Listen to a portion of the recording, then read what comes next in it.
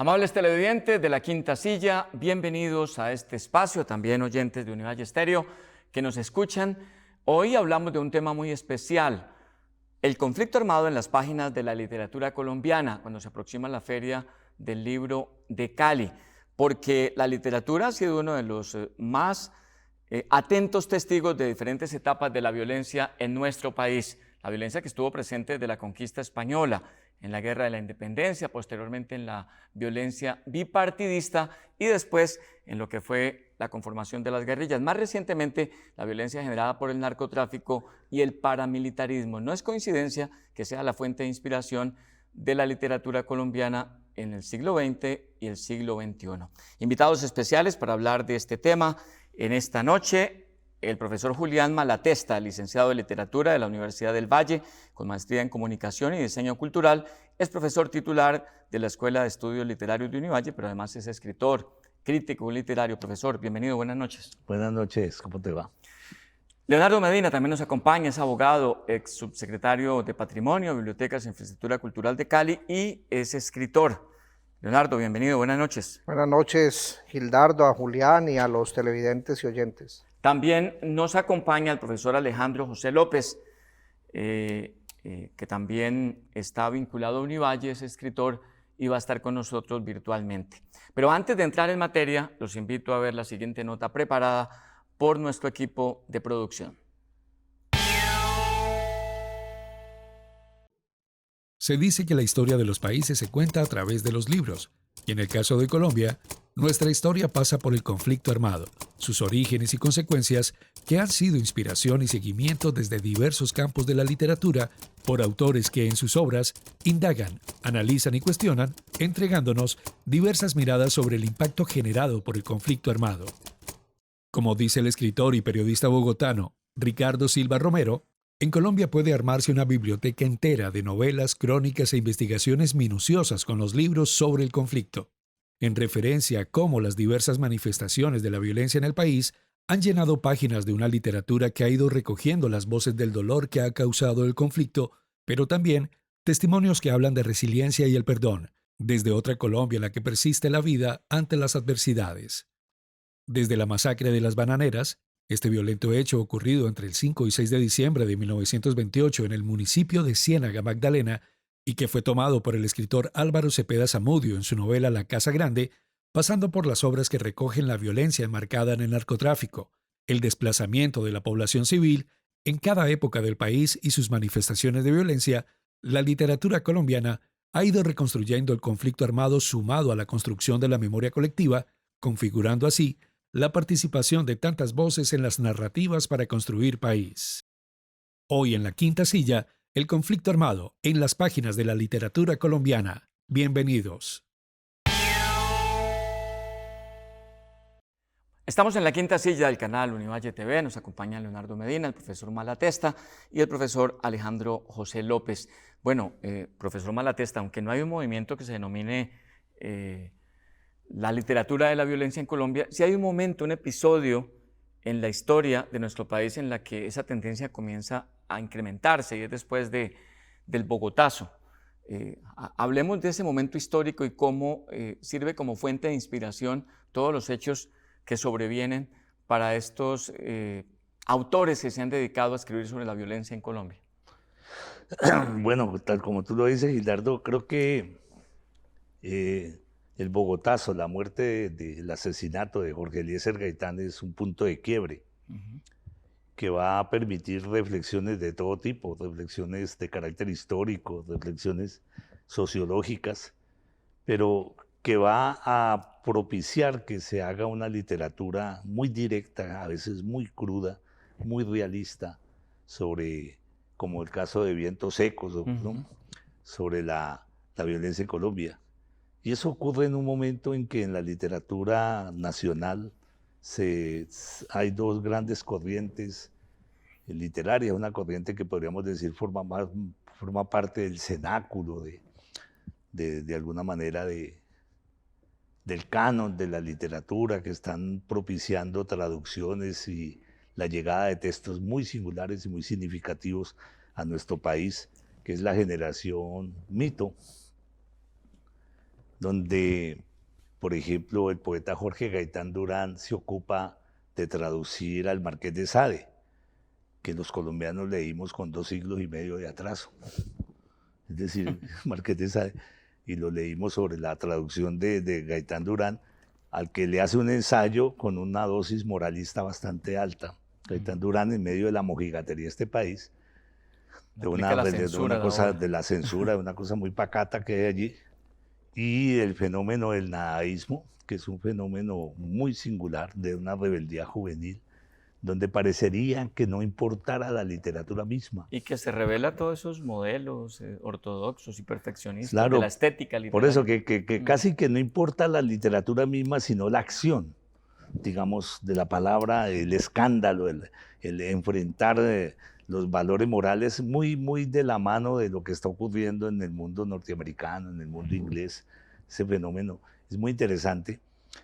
Pero me retrotraigo a ese lugar porque Gonzalo Arango escribe 2 crónicas muy importantes para la revista Cromos, muy significativas. Una crónica es Los muertos de Planas, de los indígenas de Planas.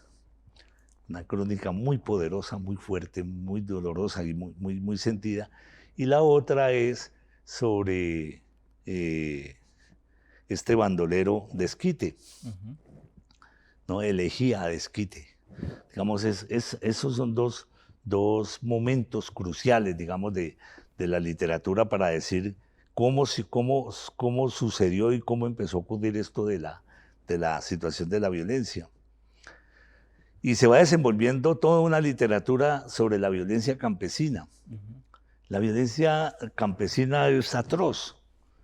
Y nadie se explica de dónde sale la posibilidad, de dónde surge la posibilidad de cometer con alevosía y con vileza el crimen.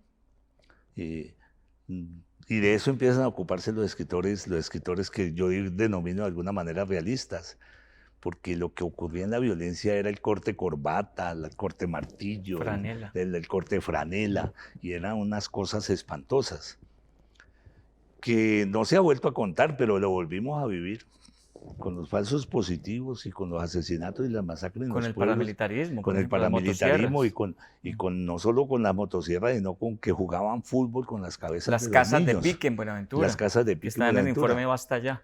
Entonces, ¿de dónde sale? ¿Qué generación somos? ¿Qué pueblo somos? Sí. ¿Cómo estamos constituidos?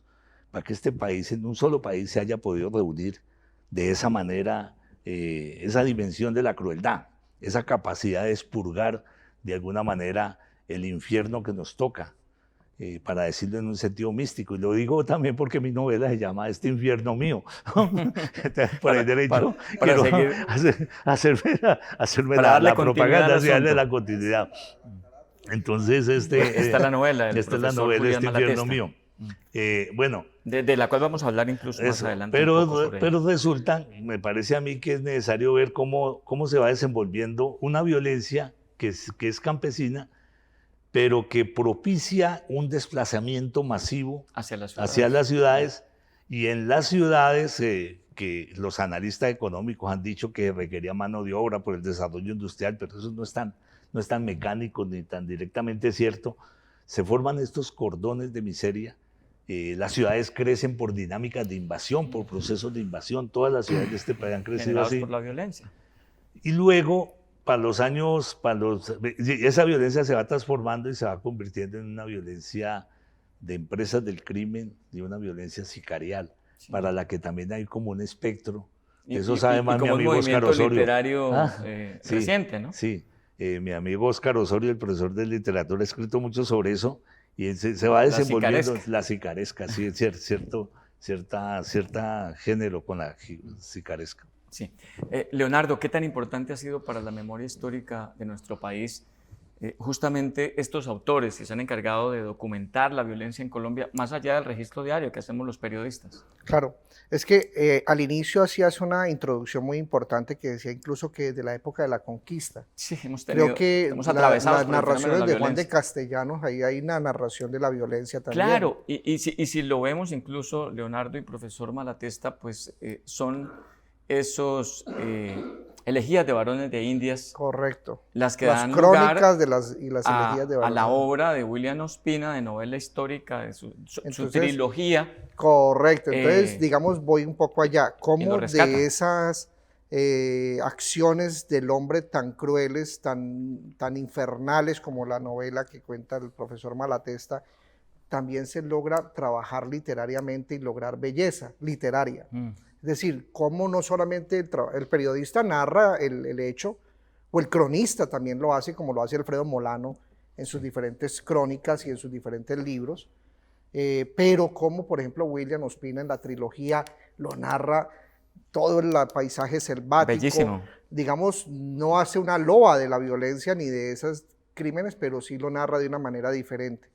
También hay que decirlo, Gustavo Álvarez Gardiazabal acaban de reeditar su novela Cóndores no entierran todos los días. La violencia cruel, triste, lamentable, que hace parte de la memoria de Colombia. De Quizá el Bogotazo, lo que vino después del Bogotazo, pero cómo se traslada a las zonas rurales, ¿no? Correcto.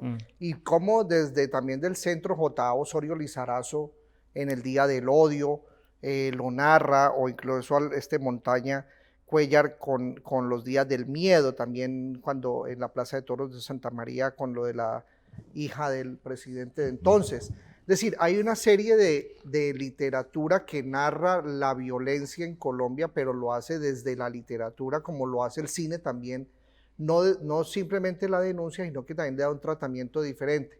Quiero, por ejemplo, referirme a la actualidad, a el libro de Harold Kremer, El cartógrafo del infierno, de Buga, la violencia en Buga, o el profesor Cruz Cronfli con La caravana de Gardel, narra un poco lo que decía ahorita el profesor Malatesta, esas cabezas que enclavaban en los postes de los pueblos, en la vía, él lo narra allí para la generar caravana. escarmiento. Entonces, digamos, hacen parte de la memoria histórica de Colombia, no como un informe pormenorizado de estadísticas, datos de pie de página, pero sí hace parte. Ya mencionaste a Daniel Caicedo con Viento Seco, que me parece que es la novela también que marca esa parte de la crónica de la violencia novelada.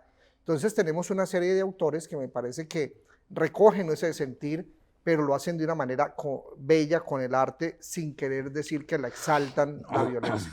Y para apoyarnos en la historia, dos hechos. Bueno, digamos que Juan de Castellanos no logra la grandeza que él tenía como autor, porque más que exaltar a los españoles, él se dejó inspirar mucho por muchos de los temas de los indígenas.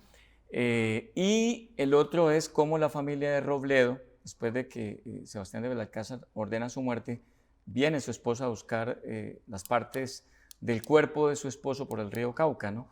Hablando de esa... Que el río siempre ha sido el gran cementerio fluvial, Hay digámoslo. un elemento que me parece a mí. Primero, yo creo que estos programas deben utilizarse también para hacer como ciertas demistificaciones. Sí.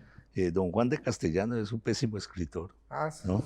Sí, eso hay que decirlo públicamente, eso es un pésimo escritor que escribió ese texto en prosa. Pero muy juicioso en la recopilación de datos. Claro. Sí, escribió ese texto en prosa, pero como estaba de moda en la época y era considerado de muy alto nivel intelectual escribir en verso, trasladó ese texto en prosa a versos en decasílabos. Y los versos en decasílabos son malísimos. El camarada William Ospina, hoy candidato a la gobernación del Tolima, se ocupa de este libro, pero como William tiene pasión por las guayabas y los árboles y las cosas, entonces de alguna manera hace caso omiso. William tiene pasión por nuestra vegetación, por nuestra cosa, por la belleza paisajística la vena de la naturaleza. Pero bueno, lo que es importante mostrar, y creo que Leonardo me hace casi que un llamado de atención, es que el quiebre real son estos dos fenómenos. Cóndores no entierran todos los días, y el proyecto Nadaísta, que es un proyecto que levanta contra la violencia. 71. Y Cóndores no entierran todos los días, hay que hacerlo con justicia, es porque Cóndores no solo toca el problema de un jefe, de bandoleros, digamos, ¿no? Sino de la guerra política, de la guerra de los partidos tradicionales de este país, de los conservadores. Al servicio de los conservadores. Entonces yo creo que hay que mirar. Y lo otro que quiero decir es que la investigación de los escritores, porque Leonardo ha venido como comparando la cosa de lo que hace un historiador, un economista, etcétera. los escritores investigan de una manera extraordinaria y que no ha sido lo suficientemente reflexionada y que en la academia incluso se desprecia, porque los escritores investigan la dimensión afectiva de los acontecimientos. Claro, claro. Entonces esa dimensión afectiva, ese lugar donde respira el alma, donde todavía habita el espíritu, en los objetos, en las cosas, en las casas, en las destrucciones. En las pequeñas cosas. En ese elemento es que se constituye el gran valor de una literatura que al propósito de un acontecimiento que puede coincidir con la realidad, tiene unas vidas que contar, tiene unos acontecimientos que suceder, tiene unos milagros que aún en medio de esas situaciones pueden haber ocurrido. Es que mira, por ejemplo, ahorita hablaste de la poesía. ¿Quién va a creer que en una masacre, digamos, se puede levantar o izar la poesía? María Mercedes Carranza lo tiene, con Mapiripán, con todas esas zonas, es que no recuerdo el título del poemario de María Mercedes sobre la violencia. Hay un poemario también que prologó incluso otro camarada suyo, se llama León Valencia, se llama La casa sin sosiego, es un poemario sobre poesía de la violencia hermoso.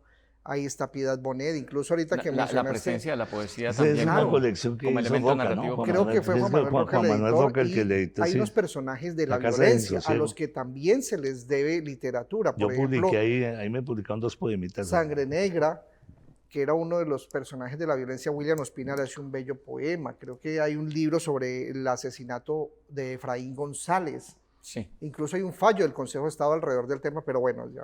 Bueno, la charla está fabulosa, por eso vamos a hablar con el profe Alejo después de estos mensajes de interés, mensajes de patrocinadores.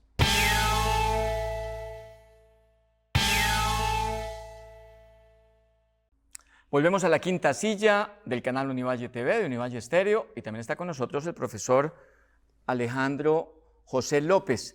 Profe, bienvenido, buenas noches. ¿Cómo ha sido la representación del conflicto y las diversas manifestaciones de violencia en Colombia a través de la literatura? Bueno, primero que todo, muy buenas noches.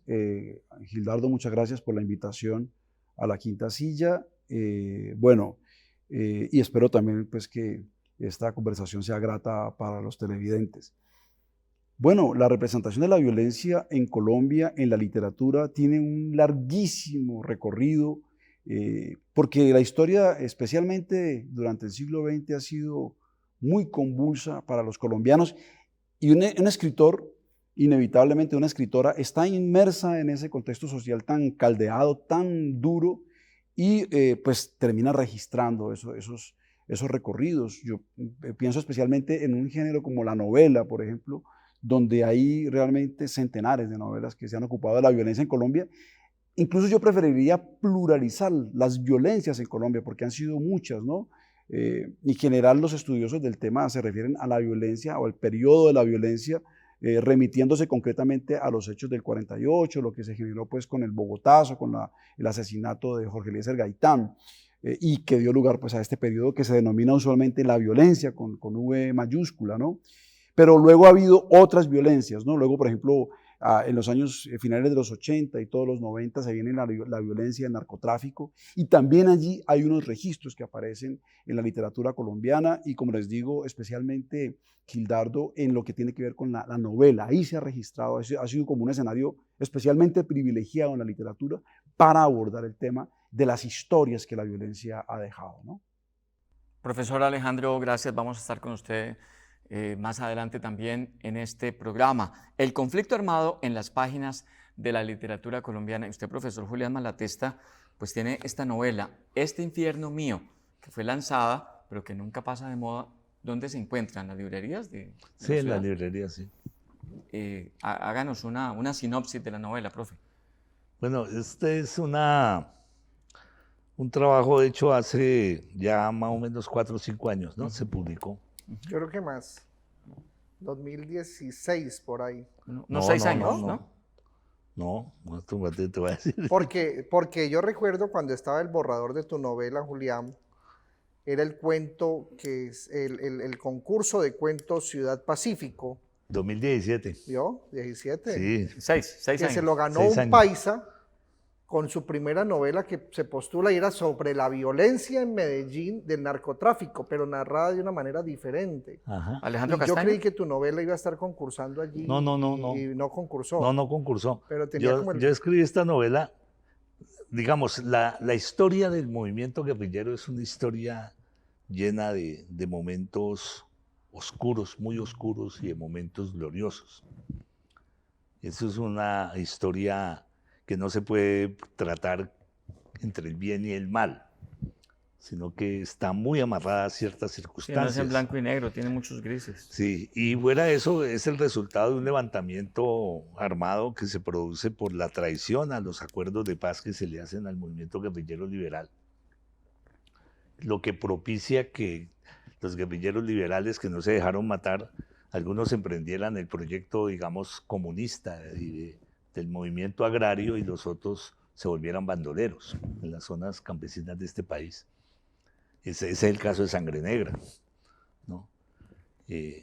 Guerrilleros que fueron traicionados.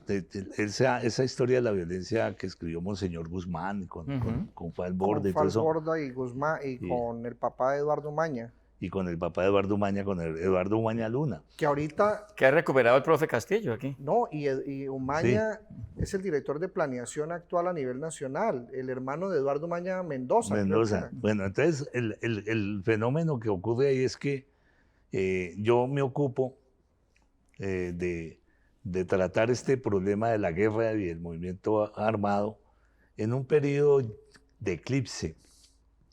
E incluso la gran metáfora en la novela es el eclipse, un eclipse que me permitía resolver el problema narrativo porque me permitía unir todos los sucesos, los acontecimientos, en un periodo de eclipse donde el movimiento guerrillero tenía que haber tomado una decisión antes de entrar en la más espantosa degradación que nosotros podemos haber reconocido. Estoy hablando, ese periodo es el periodo del 88-89, donde aún con las barbaridades El famoso año 89. Sí, aún con las barbaridades que cometían en esta guerra, todavía ellos gozaban de cierto heroísmo y de cierta aceptación Digamos que de popular, admiración en gran parte de la de población. admiración en la población, garantizaban cierta seguridad para muchas regiones del país. Bueno, entonces yo cuento este fenómeno, pero lo cuento también en la perspectiva de contar los enfrentamientos. Es decir, yo en la novela hay unas batallas que se libran con unos hombres de la guerra tan poderosos como sus enemigos, que son el ejército, donde hay unos personajes muy particulares y de mucho valor, que tienen una larga historia en este país, ¿no? Entonces, Manuel Marulanda Vélez, Tiro Fijo, no se enfrentó solamente a unos enemigos del Estado, no, se enfrentó a unos hombres de sangre, ¿cómo se llama? De carne y De hueso. carne y hueso, como el general Matallana, como el Álvaro Valencia Tobar. Álvaro Valencia Tobar, como Y su Yanine, historia con el cuerpo como de Harold Yanine, Bedoya. como Yanine Díaz, etcétera, ¿no? Es decir, personajes Le pone el rostro a los héroes que estaban del otro lado. del otro lado. Pero entonces, bueno, yo hago la ficción, entonces, pues la guerrilla aquí no se llama la guerrilla y el nombre, sino que es la fuerza, y el otro lado es el Ejército Nacional, con unos nombres de los tenientes. Entonces, cada uno reflexiona a su manera sobre esa situación de la guerra. Desde su orilla. El centro de operaciones en mi novela es Miranda. Paradójicamente hoy estamos viviendo todo eso, claro, es Miranda. Un teatro de operaciones Bueno, es ¿por el qué? norte del Cauca de la guerra en los últimos Parece 15 años. cíclico. Sí. Gustavo escribió las guerras de Tuluá como en el mismo año de tu libro, 17 o 18, y hoy las guerras de Tuluá están con mayor Bueno, encarnizamiento. entonces, ese es Miranda, entre otras cosas porque yo nací en Miranda, ¿entendés? Y yo les tenía que hacer como el elogio a ese pueblo. Ese pueblo se llamaba el Espejuelo, el Espejuelo, más o menos en 1909, pero es lo que va después a ser el gran pueblo Miranda. En esa zona incluso está la estructura, digamos, ¿cómo se llama eso? Cuando se mira la cosa por aviación y todo eso, el área, pues, ¿no? Entonces, está la guerra, y está la guerra en la ciudad, con la vida clandestina de unos personajes que cumplen esos lazos de conexión, y la novela está cruzada por una historia de amor. Hay una historia de amor que cruza toda la novela, pero hay vida cotidiana. es que lo paradójico de la vida nuestra es que Colombia se modernizó, se transformó, se cambió, se sigue cambiando, se sigue transformando en medio de la guerra. No es verdad que nosotros vivamos en la zozobra, no es verdad que vivamos en esa angustia. Pero, profe, ¿por qué la naturalizamos? No, porque la cosa es tan larga, que nosotros hacemos vida cotidiana. Y quienes van a investigar, como Alfredo Molano, que sube a la montaña, encuentra que la guerrilla tiene vida cotidiana, encuentra que los pueblos tienen vida cotidiana. Es decir, los combates ocurren cuando se planean, cuando suceden, pero no los combates no son un acontecimiento de todas las horas, claro, ¿me entiendes? Bueno, todos los días. Entonces nosotros estamos en un panorama muy extraño, y resulta que una ciudad como la nuestra también va creciendo con el fenómeno del narcotráfico, pero al pie de eso también van ocurriendo todos estos fenómenos de los lazos, de cómo se intercambia el movimiento guerrillero, qué tiene en la ciudad para apoyarse, etc. Y ahí es una historia de amor que tiene cierto carácter mítico. Y están los bares, están las cantinas, está el debate entre intelectuales. Es decir, el fenómeno yo lo ubico como un fenómeno que forma parte de nuestro infierno. Lo que yo te digo, este infierno mío es así que vivimos vivimos la rumba, pero simultáneamente está todo este fenómeno de la guerra. Y quise tratar en igualdad de condiciones, digamos, desde luego que tengo menos información por el lado, digamos, de las fuerzas militares, que la información que podemos obtener los que estamos por fuera, con todos los amigos que han dado en la guerra y que han muerto, todo lo que nos pueden contar. Pero pongo a las dos fuerzas en equilibrio, buscando que se cuente este fenómeno, porque además una cosa que me tocó vivir a mí muy de cerca hay un respeto al valor, un gran respeto al valor. Entonces, en ese enfrentamiento no importa la ideología. En ese enfrentamiento se producen grandes amistades históricas entre contrarios y se producen grandes enemigos, ¿no? Y entonces, por eso era que el general Valencia Tovar podía hacer los análisis que hacía. Por ejemplo, hay una anécdota. A Casa Verde subieron los cacaos que le llamaban, y el general Matallana 2 días antes voló en un helicóptero para ver cómo estaba la zona. Entonces dijo que sí, que estaba bien. El general Matallana dirigió el helicóptero por un río. Creo que era el río Meta, algo así, ¿no? En un río. Manuel Marulanda Vélez, tiro fijo, iba con su tropa y vio el helicóptero. Y dijo, si se cruza para una orilla o se pasa a la otra, le disparamos. Pero Matallana no lo cruzó ni por un lado ni para el otro, sino que por la mitad del río Meta los dos veteranos. Ese día se salvó Matallana. Entonces al otro día, cuando las noticias de que el general Matallana había dicho que todo estaba tranquilo, Manuel le dijo a su tropa, casi comemos general, ¿no? Bueno, esa anécdota es interesante porque Matallana llega con los cacaos y se fue a saludar a Marulanda. Y Marulanda le dio el abrazo. Le dijo el general Matallana, yo siempre quise darle un abrazo, don Manuel. Cuentan que respondió tiro fijo, yo siempre he estado listo, general. Lo que quiera. Claro. Yo siempre he estado listo. Ahí hay una novela. Ahí, claro. Eso es temas de novela, Episodios de novela. Episodios de novela. Entonces, resulta que le dijo, bueno, pero cuénteme usted cómo me salió de Marquetalia. Tres anillos, hay un misterio, por fuera de cámara les puedo contar qué es lo que se dice de la salida de Marquetalia. Bueno, ¿cómo se salió de Marquetalia?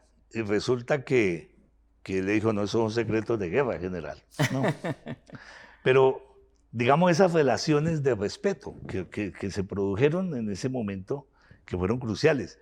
Entonces, a mí me llama la atención el hecho de que ellos, más allá de las ideologías, el respeto al valor, al coraje. Entonces, por eso hay episodios donde unos policías salen con pañuelos blancos y le hacen parada militar y honores a los que sobrevivieron en la toma, etcétera. Un montón de vainas heroicas. Un preso herido lo cuidan y lo entregan y le perdonan la vida. Cierta perspectiva magnánima. Sí. Pero también hay de ambos lados gente muy cruel. Sí, claro. De ambos lados gente muy cruel, que ese tipo de cosas no las respetan. Como cuando uno lee cualquier historia de las guerras en cualquier país, en cualquier Sí. parte del mundo. Pues hay muchas razones para leer la novela del profesor Entonces, bueno, esa es Malatesta. como una hipnosis de la novelita de... Claro que sí. Bueno, Leonardo, hablábamos hace un rato también de cómo la poesía se ha ocupado de la violencia en Colombia y poníamos varios ejemplos. Claro, incluso quería referirme a Horacio Benavides. Incluso hay un poema tuyo sobre la paz muy bello que lo leíste en el tiempo del plebiscito, sobre una señora que se queda despidiendo a sus hijos y luego al final lee sobre una puerta, se oye en un sillón.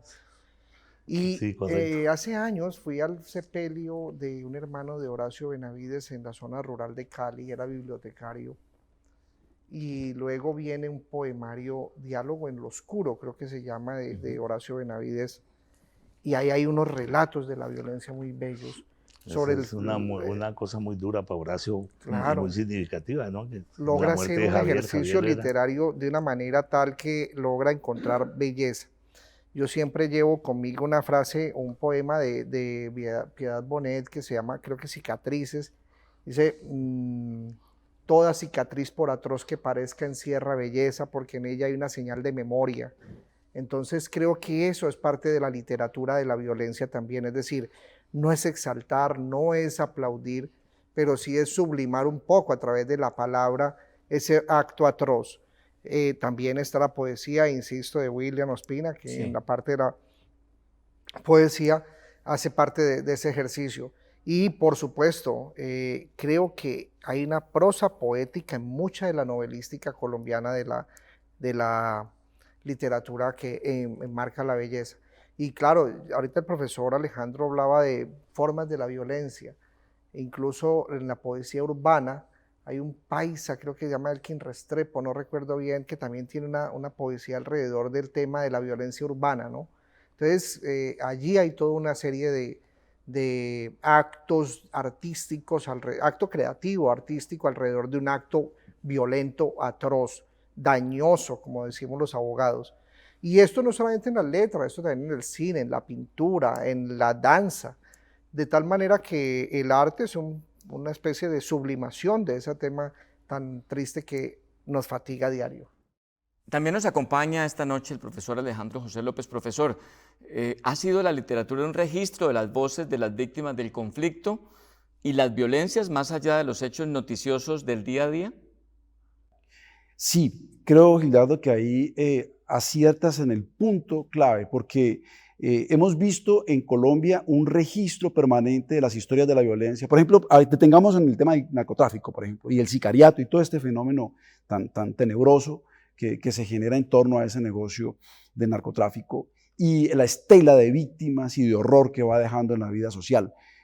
Pues vemos que hay registros de eso en la literatura, pero también en la televisión, pero también en el cine, y con mucha frecuencia. Digo que ese es un tema especialmente sensible porque con mucha frecuencia vemos que se hace la apología del delito, ¿no? El gran personaje, el que termina siendo festejado, es el capo, es el traqueto, es el mafioso, y eso me parece muy complejo porque el narcotráfico no solamente ha dejado una huella terrible en términos de muertos, de crímenes, de víctimas fatales, sino que también ha efectuado una gran transformación sobre el sistema de valores colombiano. Es decir, toda dinámica de meritocracia, toda la dinámica del esfuerzo quedó mandada a recoger porque ahora la idea del dinero rápido, yo no diría que el dinero fácil, porque eso no es un dinero fácil, pero es un dinero marcado con la sangre y con el horror que ello produce, se volvió un sistema de valores en Colombia. La sociedad colombiana, y si me permiten utilizar una palabra rara, se traquetizó, ¿no? Todos los aspectos de la vida social han terminado impregnados de esa lógica del matón, ¿no? Del que pasa por encima de los demás, del que impone su voluntad a fuerza de violencia y de agresión. Entonces, por eso me parece muy delicado que en ciertos registros simplemente se haga la apología del delito, del gran patrón. Creo que en la literatura colombiana hay de todo, ¿no? Hay registros de ese tipo, pero también hay registros que logran incorporar la mirada de las víctimas, el dolor que esas fatalidades generan en la comunidad. Me parece que es fundamental entonces buscar una mirada de 360 grados.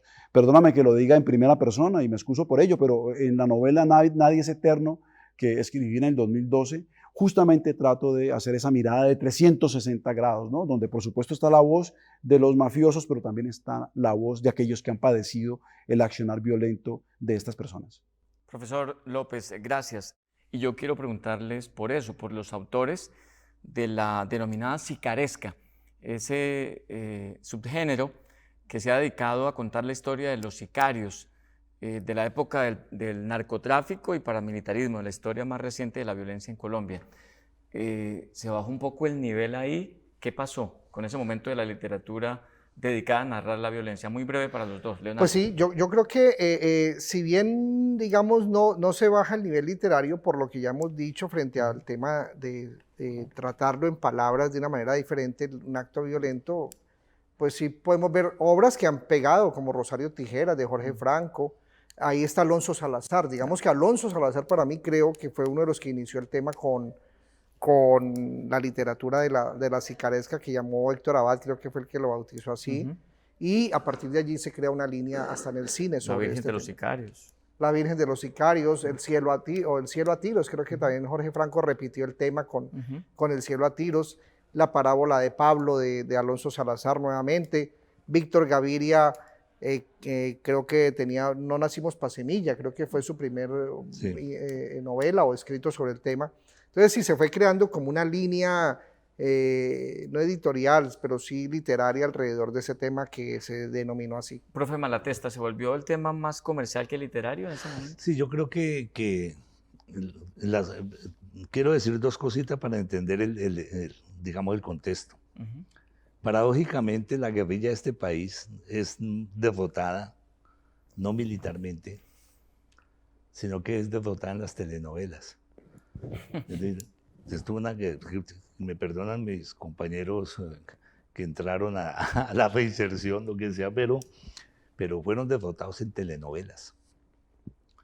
Porque la guerra nunca la teníamos en las grandes ciudades. La guerra siempre estuvo en el campo, entonces de alguna manera eso no tocaba a la clase media. Pero a nosotros nos tocó ver en telenovelas el crimen en la sala, el asesinato en la sala. Fueron abiertamente derrotados ahí.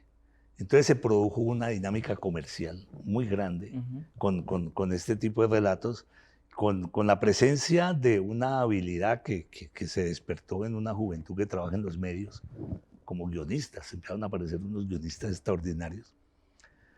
Y eso coincide con una literatura que pierde el espesor literario y que está más cerca a la información, que quiere de alguna manera decorar el lugar de la noticia, decorar el lugar del periodismo y que se mueve en una linealidad del pasado, presente y futuro, es decir, unos textos que no poseen ninguna complejidad y que se pueden leer en un aeropuerto, se pueden ver como una revista, como incluso.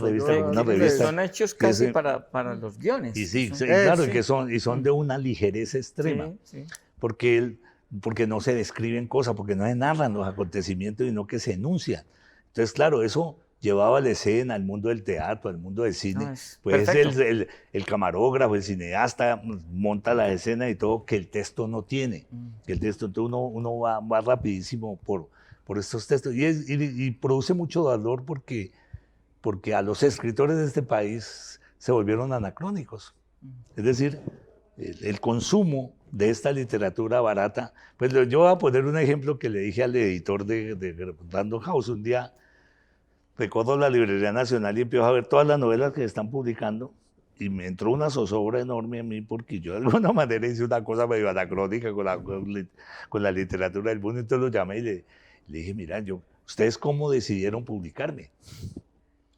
No, ¿por qué decís eso? Y dice, porque todo lo que ustedes publican no tiene nada que ver con esta cosa llamada literaria, ¿me entiendes? Es decir, una novelística muy ligera, de una enorme rapidez. Y creo que un tipo como Fernando Vallejo inaugura con mucha anticipación eso. Sí, se adelanta. Es decir, se adelanta y lo dice, además públicamente, porque él no quiere que lo comparen con García Márquez, que lo comparen con... Entonces, ese naturalismo. En la Virgen de los Sicarios, las cosas son absolutamente predecibles, todo está por ocurrir. Uno celebra, yo celebré mucho esa novelita porque esa novelita me parecía que era un panfleto extraordinario de una época, que era realmente Una foto, sí, una foto, un panfleto hecho, una foto panfletaria. hecho con mucho vigor. Sí. ¿No? Y bueno, eso es lo que uno mira en Fernando Vallejo. Creo que él, como fue Duchamp en las vanguardias artísticas, que montó toda esa cosa de la decadencia más espantosa que vamos a ver con Andy Warhol y toda esta cosa, Vallejo entre nosotros pone en escena eso, es lo que hay que escribir es así, en esta superficie, aquí no se pueden, ¿no? Aquí, Y ya está sacando un libro por año. No le den vuelta la cosa. Muy No le den vuelta la sencillos. cosa, Sí. claro. Bueno, nos vamos a unos mensajes de patrocinadores y ya volvemos con el bloque final de esta interesante charla sobre el conflicto armado en las páginas de la literatura colombiana con el profesor Alejandro López, con el profesor Malatesta y con Leonardo Medina. Ya regresamos.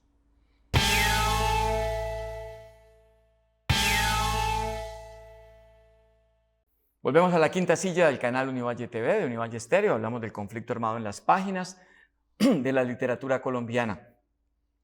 Bueno, vamos a hablar en este bloque final, nos quedan solo unos minutos, justamente de el reto que tiene la literatura colombiana a futuro, también de los autores, digamos, del top 5 de los autores sobre este tema en Colombia.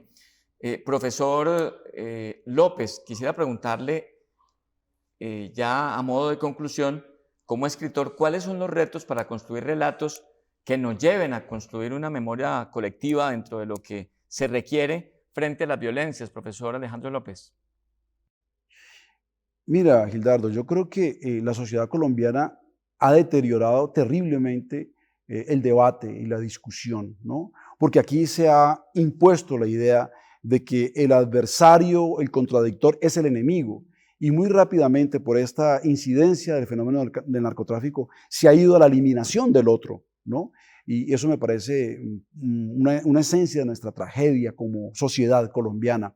Yo creo que la literatura puede hacer un aporte desde la reflexión que nos permita volver sobre estos fenómenos, digamos, pensarlos de una manera mucho más sosegada, porque la literatura es una elaboración estética que se realiza a partir de una realidad concreta. Quizá los medios de comunicación no tienen esa posibilidad por la inmediatez, ¿no? Porque el contacto es mucho más, dijéramos, en caliente.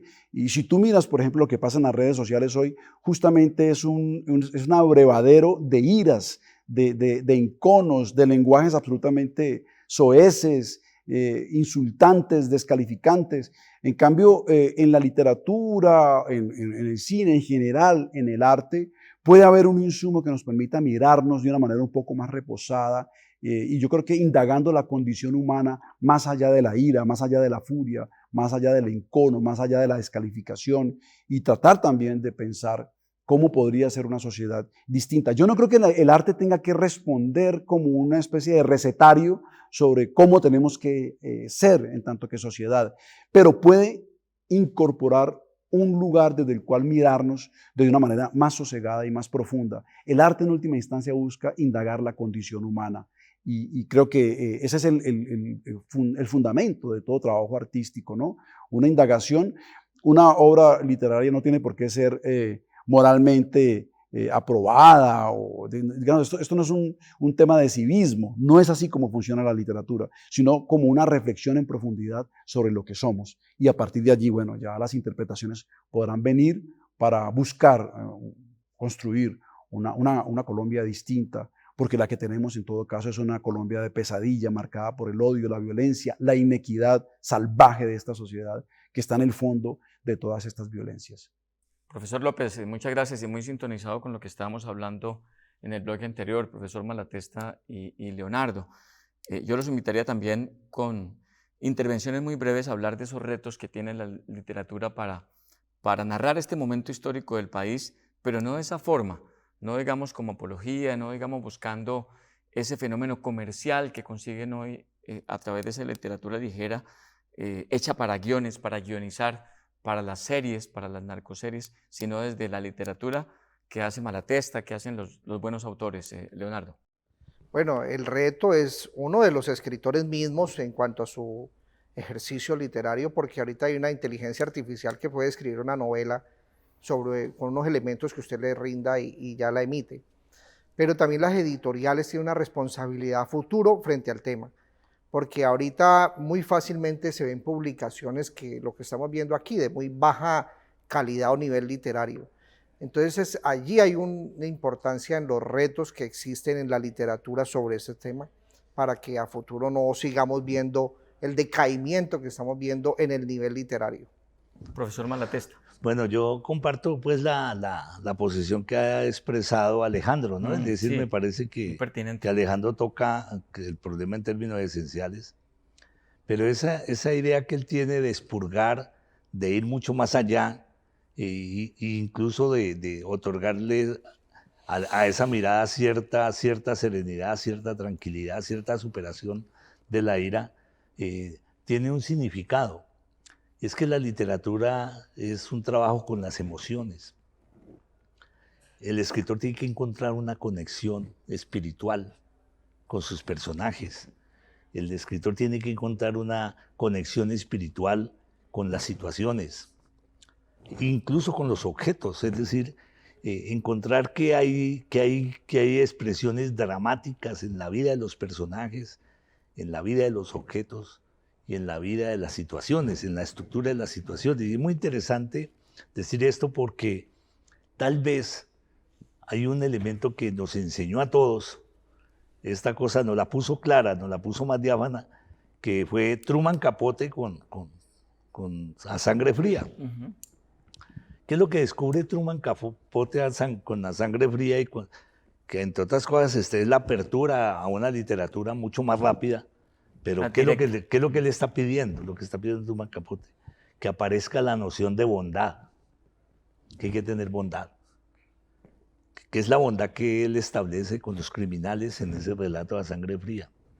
Que uno tiene que ser capaz de encontrar en el enjambre del mal qué es lo que alumbra allí de otra manera, y en el enjambre del bien qué es lo que oscurece también la conducta de ese personaje. Y de esa manera es que uno entra en esa dimensión de orden emocional. Por eso siempre digo que el escritor es un investigador impresionante, muy riguroso, pero es un investigador impresionante en el ámbito de los afectos. Casi que estoy formulando ideas escolásticas muy interesantes, pero ese ámbito de los afectos es digamos, fundamental. Podríamos decir, para concluir, que hoy no todos los escritores más vendidos, más comerciales son los mejores. Uh-huh. Sí, no, la idea del marketing es, hay muchos juegos, y ¿no? como para no utilizar nombres, pues. En el mundo comercial claro. hay muchos juegos. Además, hay un juego de las editoriales, ¿no? Y hay un juego de los escenarios que uno tiene que edificar. Es decir, uno puede ser un gran escritor si se arriesga a que le tiren un misil en una cafetería en Ucrania. Sí. ¿Entiende? Pero desde luego que efectivamente ahí uno está ya al borde de la gloria. ¿Me entiende? Es decir, escritores que tienen que poner en riesgo y tienen que hacer acciones audaces en la vida cotidiana para poder que sus libros tengan de alguna manera repercusión. Por ejemplo, lanzarse a la gobernación del Tolima. ¿Me entiendes? Es decir, una cosa muy interesante. Sí. Leo, ¿qué dice sobre sí, ese fenómeno? Yo creo que ahí hay un juego, por supuesto, comercial, netamente de las editoriales, que es entendible, por supuesto, pero también no siempre los bestsellers que se señalan es lo mejor, es realmente cierto.